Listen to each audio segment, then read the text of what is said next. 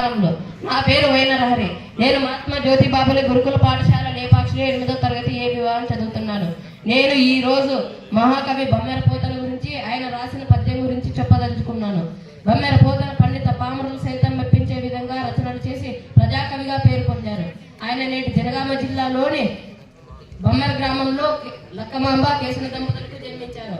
ఆయన పుట్టుకతోనే శైవ కుటుంబంలో జన్మించినా గాని ఆయన గురువైన ఓటూరి సోమనాథుడు వలన శ్రీ మహావిష్ణువుపై ఎనలేని భక్తిని పెంచుకున్నాడు.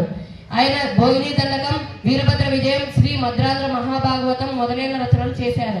తన రచనలను రాజులకు అంకితం చేయనని పలికిన గొప్ప కవి. ఈనాడు మనం పోతన మహాకవి రచించిన శ్రీ మద్రాంధ్ర మహాభాగవతంలో ప్రహ్లాదోపాఖ్యానంలో ప్రహ్లాదుడు అతని తండ్రి అయిన హిరణ్యకశిపుడు హరిగిరి అనకు అన్నాడు. హరినామాన్ని పలకడం మానివేయమన్నాడు.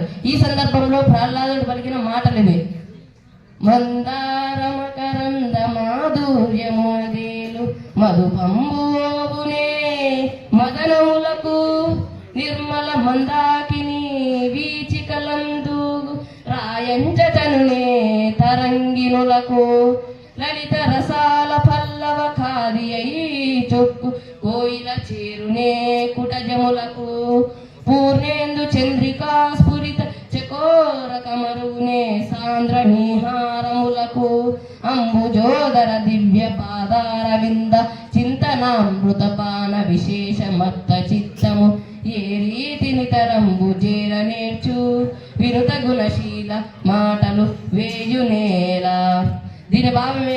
దీని భావమేమనగా, మందారం యొక్క మకరందంలోని మాధుర్యాన్ని కోరుకునే తుమ్మెదలు మందారం వైపు వెళ్తాయా, లేదా ఉమ్మెత్త పువ్వుల వైపు వెళ్తాయా?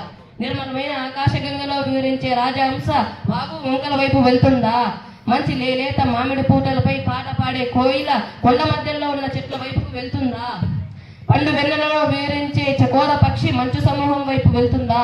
మంచు సమూహం అంటే చంద్రుడు కూడా మంచు సమూహమే, కానీ చంద్రుడి వెన్నెల స్థాయి వేరు. అలాంటి చకోర పక్షి మంచు సమూహం వైపు వెళ్తుందా?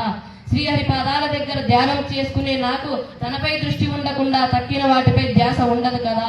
ఇన్ని మాటలు ఎందుకు? నా మనసులో శ్రీహరి భక్తి తప్ప ఇంకేమీ లేదు. ఈ చిన్న అవకాశం ఇచ్చిన పెద్దలందరికీ పేరు పేరున ధన్యవాదములు తెలుపుతూ విరమించుకుంటున్నాను.